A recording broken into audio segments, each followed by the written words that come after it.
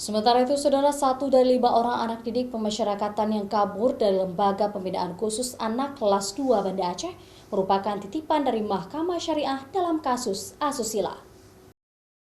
Petugas terus mencari keberadaan 5 anak didik pemasyarakatan Lembaga Pembinaan Khusus Anak kelas 2 Banda Aceh yang kabur pada Senin dini hari lalu. Selain ke pihak keluarga, petugas LPKA juga dibantu oleh unsur TNI Polri dalam proses pencarian.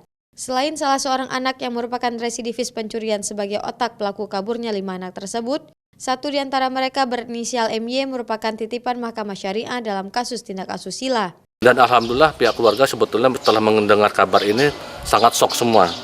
Dan mereka sudah berjanji apabila kembali ke rumah akan mengembalikan ke kita kembali, untuk kembalikan ke LPKA. Statusnya yang 4 sudah andikpas, artinya sudah mempunyai kekuatan hukum tetap, dan 1 masih titipan Mahkamah Syariah, yaitu kasus pemerkosaan.